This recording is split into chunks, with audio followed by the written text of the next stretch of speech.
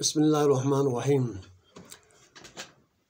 میں اس وقت گلگت بلتستان کے تمام اسٹوڈنٹ سے مخاطب ہوں۔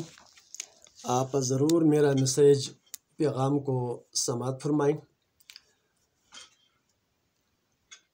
گو کہ علم تعلیم کے حوالے سے قرآن و حدیث میں جا بجا آیات اور احادیث مبارکہ موجود ہیں۔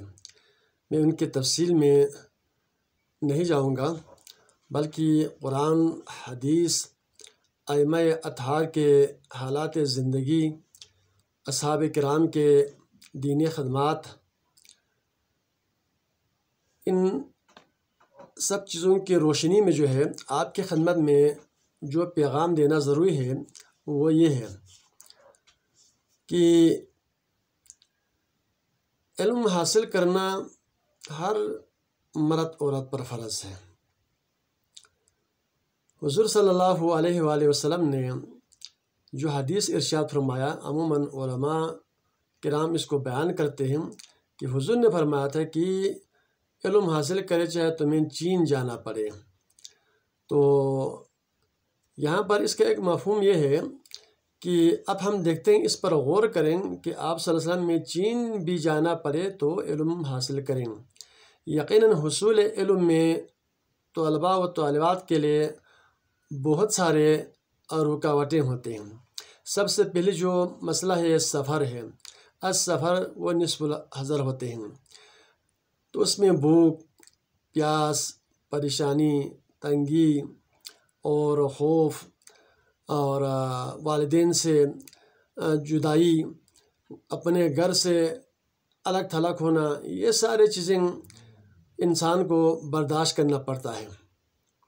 جب تک بھوک، پیاس اور ہر قسم کے رکاوٹوں کا مقابلہ نہیں کریں گے، تب تک منزل مقصود کو ہم حاصل نہیں کر سکیں گے۔ پہلی بات یہ ہے۔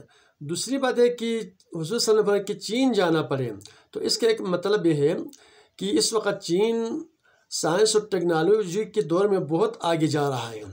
وہ تحقیق کرتے ہیں، وہ تجربہ کرتے ہیں، اور یقیناً اس حوالے سے ایک مفہوم یہ بھی ہے کہ عصری تعلیم یعنی سائنس اور ٹیکنالوجی کی جو تعلیم جو ہے اس وقت چین بہت آگے جا رہا ہے، وہاں سے حاصل ہوتے ہیں۔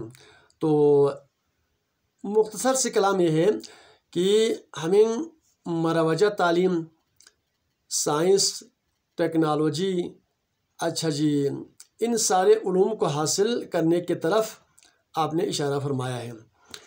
تو جو باقی جو دینی جو علوم ہے، قرآن ہے، تفسیر قرآن ہے، حدیث ہے، شرح حدیث ہے، کلام ہے، اصول ہے، بیان ہے، فلسفہ ہے، منطق ہے، اچھا جی، یہ سارے اسلامی علوم بہت ایک وسیع میدان ہے۔ سب سے زیادہ جو معلومات جو ہمیں اخذ ہوتے ہیں، معلوم ہوتے ہیں، وہ اسلامیات سے ہوتے ہیں، وہ اسلامی علوم سے ہمیں حاصل ہوتے ہیں۔ وہ بہت بڑی وسیع جو ہے کشادہ موضوع ہے، مضمون ہے، فیلڈ ہے۔ تو میں تمام اسٹوڈنٹ سے یہ عرض کرتا ہوں کہ کتاب کا مطالعہ کرنا جو ہے آپ کی کامیابی کے لیے دوسرا اہم زینہ ہے۔ فقہ ہو، سب سے بڑھ کر قرآن پاک کی تلاوت کرنا، اور قرآن کو صبح یا شام کے وقت کسی مناسب وقت میں کم از کم 1-2 آیت ضرور پڑھیں۔ اس سے آپ ذہن نشین ہو جائیں گے، آپ کے قوت حافظہ تیز ہو جائیں گے۔ ثواب تو اپنی جگہ پر ہی ہے، خیر و برکت کا ایک الگ اللہ تعالیٰ کی طرف سے عطا ہے۔ تو اس کے علاوہ جو ہے ہم نے کتابوں کا خوب مطالعہ کرنا ہے۔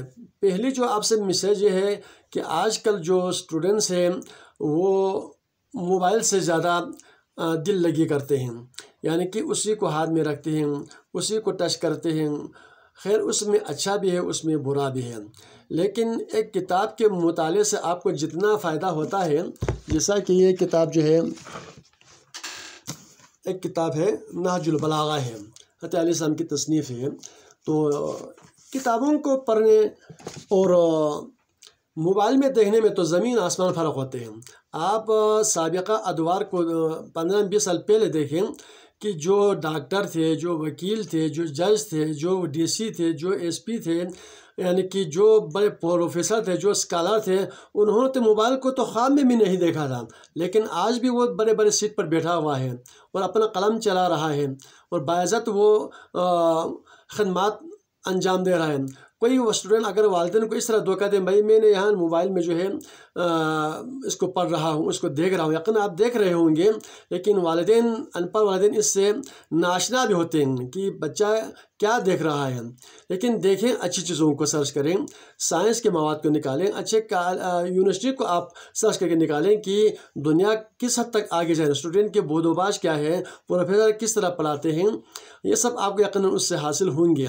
لیکن آپ کی کامیابی کے لیے جو ہے یہ دور ایسا ہے کہ یہ کمپٹیشن کا دور ہے، یہ مقابلے کا دور ہے۔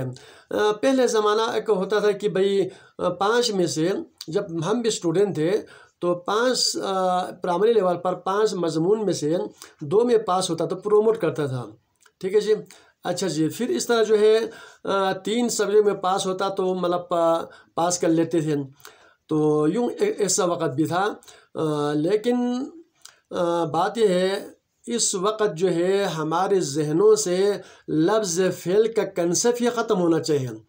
فیل کی تو بات ہمیں سننے کو نہیں ملنا چاہیے، فیل اپنی جگہ پر، پروموٹ اپنی جگہ پر، بلکہ پاس ہونا بھی جو ہے ہمیں یہ قابل تعریف بات نہیں ہے۔ صرف اگلی کلاس میں پروموٹ ہونے کی حد تک کہ پاس نمبر، یعنی کہ 100 میں سے اس وقت کیا ہے 33 نمبر ہے، ایکچولی جو ہے 100 میں سے 40 نمبر جو ہے کسی حد تک ایک اسٹوڈنٹ کی معیار کا اندازہ ہوتا ہے۔ لیکن ہمارے بچوں کو لیول ایسا ہی تھا، تو 100 میں سے اب تک جو ہے پرانا جو اولڈ سسٹم ہے 33 نمبر ہی رکھا، اس کو پاس مانا جاتا ہے۔ لیکن یہ والدین کہتے ہیں میرا بچہ پاس ہو گیا، میری بچی پروموٹ ہو گئی، اگلی کلاس میں چلی گئی، بڑا وہ خوش فہمی میں رہتے ہیں۔ اس کی اس وقت کوئی حیثیت نہیں ہے۔ آپ کو اچھا نمبر لینا چاہیے، یعنی کہ اس وقت آپ ایک اچھے میڈیکل کے شعبے میں، انجینئرنگ کے شعبے میں، عدلیہ کے شعبے میں اعلیٰ پروفیشن حاصل کرنا ہو، قائد اعظم یونیورسٹی میں جانا ہو، لمس میں جانا ہو، اچھا پنجاب کالج میں جانا ہو، یوواس میں جانا ہو، اچھا جس جو ٹاپ جو یونیورسٹیز ہوتے ہیں ان میں جانا ہو، تو آپ کے لیے میرٹ پر آنے کے آپ کو 80 90 سے ابو آپ کو نمبر آنا چاہیے۔ یہ ہے مقابلہ، اپنے اندر وہ صلاحیت پیدا کریں۔ کوئی بھی سبجیکٹ جو ہے اپنے فیلڈ میں تعلیم جو ہے بیکار نہیں ہے، کمزور نہیں ہے۔ کوئی کہتا ہے کہ یہ اعلیٰ تعلیم ہے، یہ کمزور ہے، یہ نارمل ہے، اس قسم کا کوئی نہیں ہے۔ انسان کو اپنے اندر ایک صلاحیت، قابلیت جو ہے ایبیلٹی پیدا کرنا چاہیے۔ تو آپ کے لیے، میں کامیابی کے لیے آخر جو میسج دے رہا ہوں، پیغام یہ ہے، اگر آپ نے اس ملک و قوم کی خدمت کرنا ہے، اپنے آپ کے معاشرے کا باعزت شہری بننا ہے، تو آپ جو ہے بہترین اس کی تیاری کے لیے، خاص طور پر ایگزام کے دوران آپ نے سیسس کرنا ہو، اچھا جی کسی بھی امتحان کی آپ نے تیاری کرنا ہو، تو کیا ہے لائبریری جو ہے، کتب خانہ آپ کے لیے بہترین ایک ذریعہ ہے۔